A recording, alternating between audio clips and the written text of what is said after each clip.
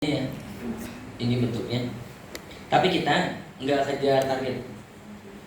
Kita nggak kejar hatam. Kita kejar apa? Paham. Karena metode kita bukan kejar hatam, tapi kejar apa? Paham.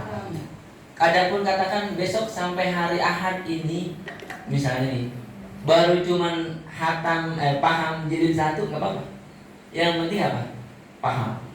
Daripada ngabisin satu buku, bisa aja sih setengah hari dia habis. Cuma masalahnya paham apa kagak itu dulu. Ya syukur-syukur setengah hari hatam dan juga apa? Paham. Tapi kalaupun kita gak bisa ambil dua-duanya, maka kita ambil yang apa? Paham. Karena posisinya kita yang akan mendeliver ini kemana? Ke santri. Kita akan ngajar ini kemana? Ke santri. Makanya kita duluan harus apa? Betul paham. Jadi kalau diceritain ini isinya apa, nggak usah pakai buku. Oh, tilawah 1 itu ada 44 halaman. Iya. Kudu begitu, Pak. Belajar mah kudu itkon tuh kudu gitu. Dia hanya ngajarin huruf apa? Hijaiyah. Semua harokatnya fathah aja. Terus di bawahnya nanti akan ada huruf-huruf asli. Alif, kenalin. Ini namanya apa? Alif, ba. Jangan ini huruf apa nak? Huruf ja. Nggak ada huruf apa? Ja. Adanya huruf apa? Jim. Nah itu yang kita kembaliin kepada asalnya. Seperti zaman metode Baghdadi zaman dulu. Baghdadi ya. Nah nanti mungkin sama Umi setelah ini mudah-mudahan tilawah jilid 1 selesai. Syukur-syukur ya. Bisa ke tilawati 2. Kalaupun tidak ya hanya tilawati 1 aja nggak apa-apa. Nah sebelum ke situ para ustaz-ustazah, penting saya sampaikan adalah kita jangan berhenti di sini. Mungkin nanti setelah ini kita akan diskusi. Harapan saya adalah ini berjalan seperti yang sudah ada sekarang. Jadi kalau ada orang datang ngaji tilawat ke kami, saya bilang jangan berhenti ketika hanya dapat syahadat.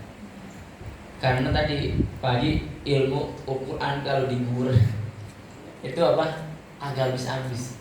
Itu makanya kapan bagaimana nanti mekanismenya?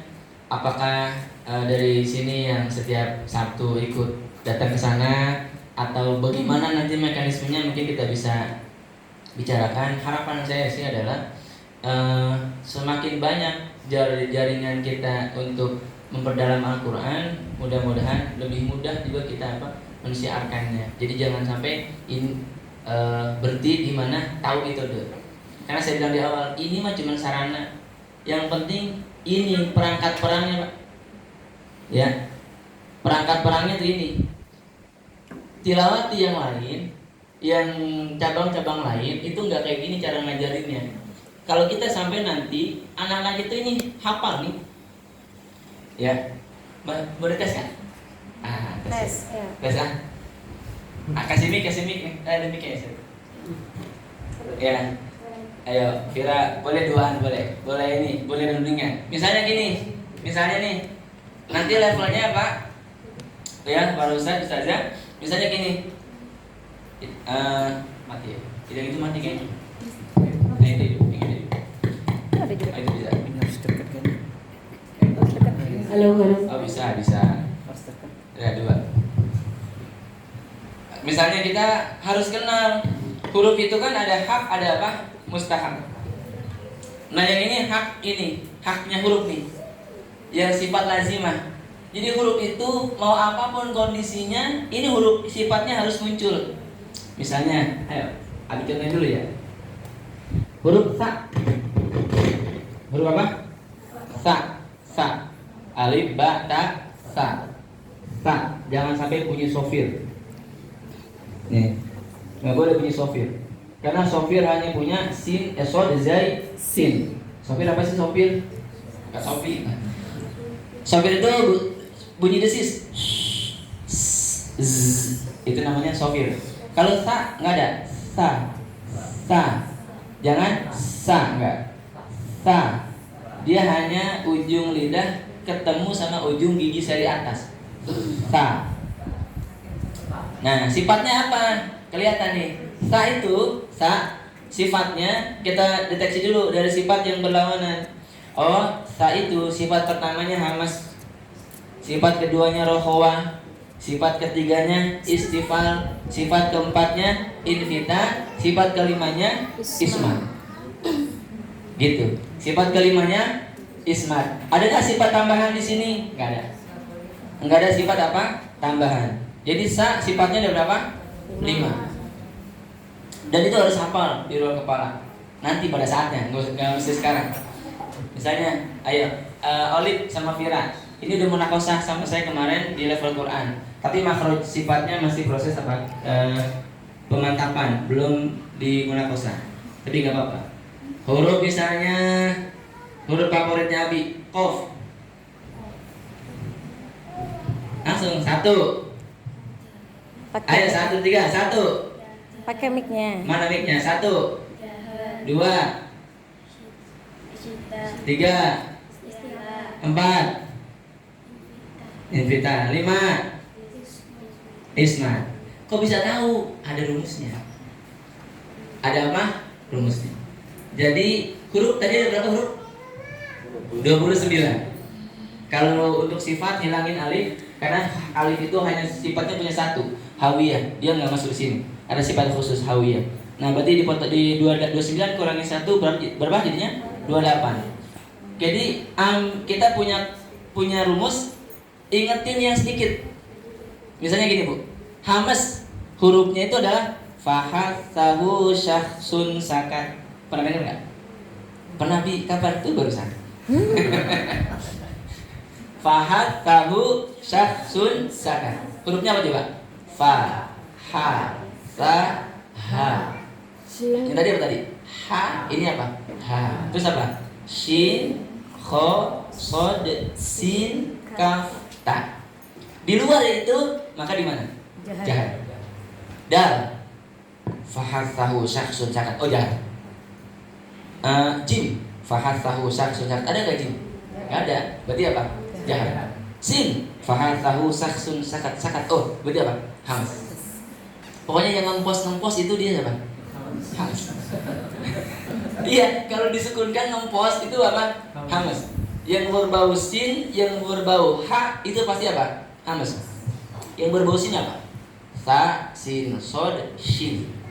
Sa, sin, shin, sod. Itu namanya pasti hams. Terus yang berbau ha, kho, apa lagi? Ha, itu namanya apa? Hams. Tambahin huruf 2, kaf sama ta. Ada di sini. Hams. Jadi sebenarnya sih ngajarin jamaah itu jangan dihafalin hurufnya fa, ha, ngusa. Hafalin apa? Itunya tadi, rumusnya. Fahal tahu syakhsun sakat. Ulang. Nanti akan nempel. Pada saat dibilang wow. Apa sifat pertama wow? Ayo apa? Jahat. Mim. Jahat. Keren. Kaf. Hamas. Udah mulai kan? Masya Allah. Lam alif. Lam alif. Ya bawa jurusan aja. Tak. Hamas. Ha. Hamas. Zal. Jahat. Dal. Mantap. Keren. Itu cara ngapalin gitu. Kalau udah ada di kepalanya itu bahasa satu nakat. Nah ini. Satu lagi ya. Huruf sod. 1, 2, 3.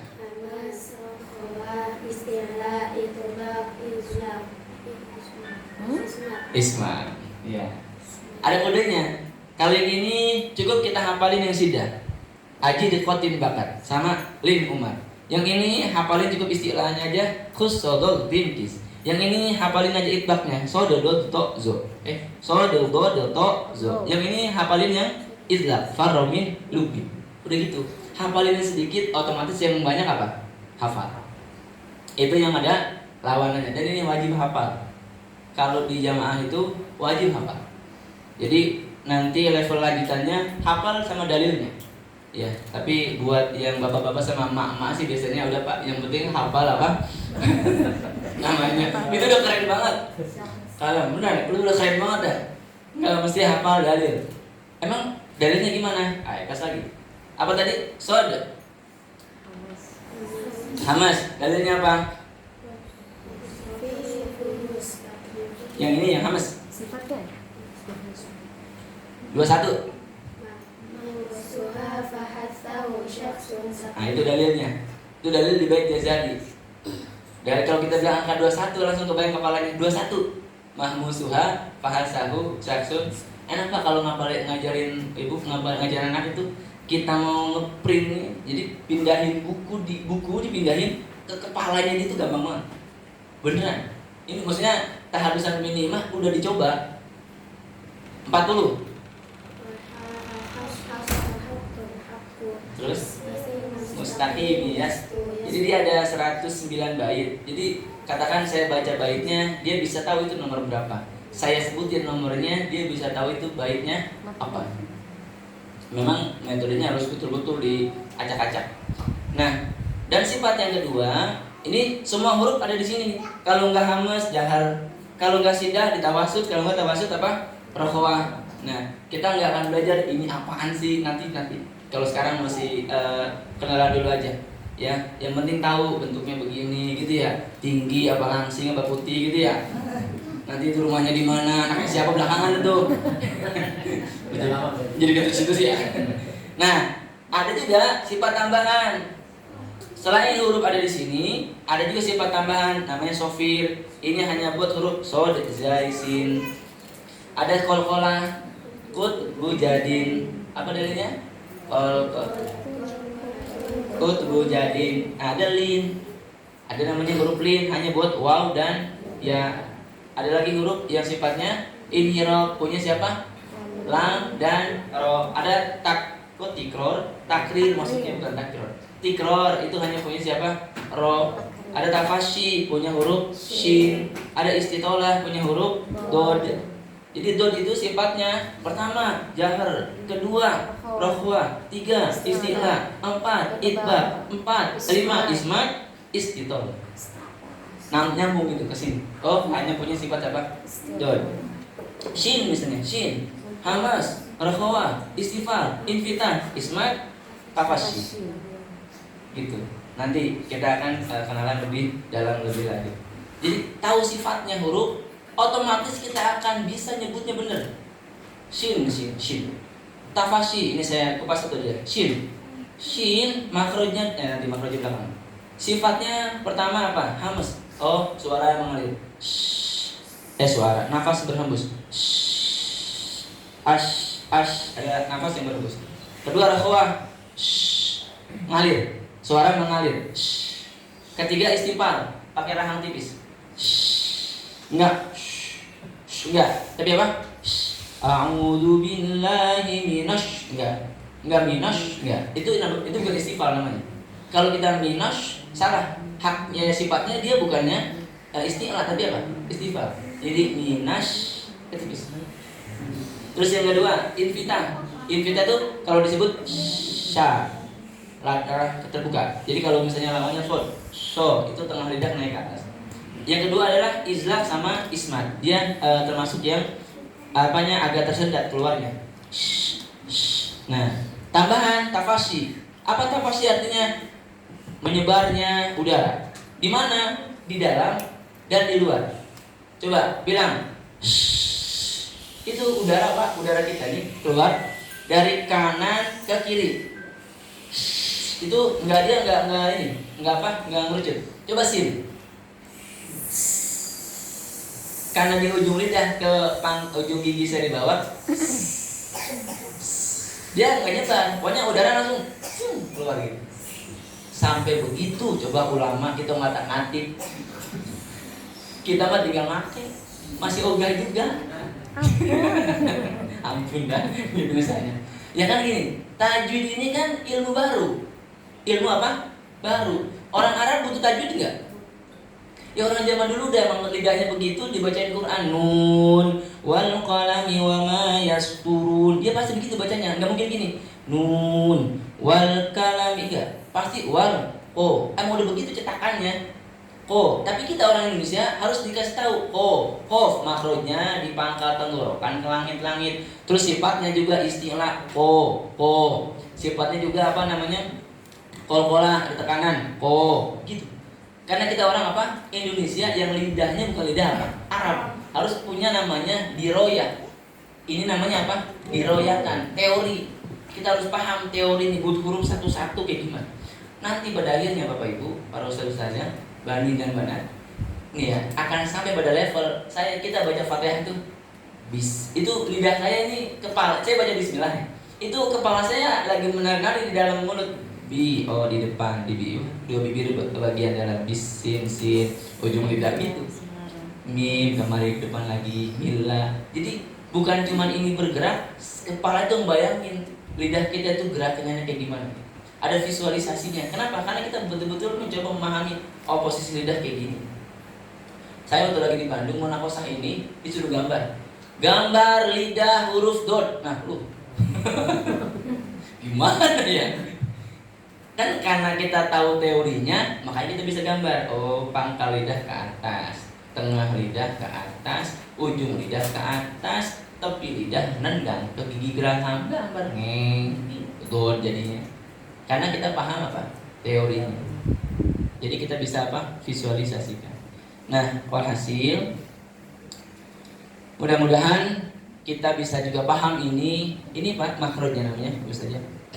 Jadi mulai paling bawah terus sampai ke depan sini. Ya, kelihatan rumit ya? Awalnya enggak rumit, terus rumit banget.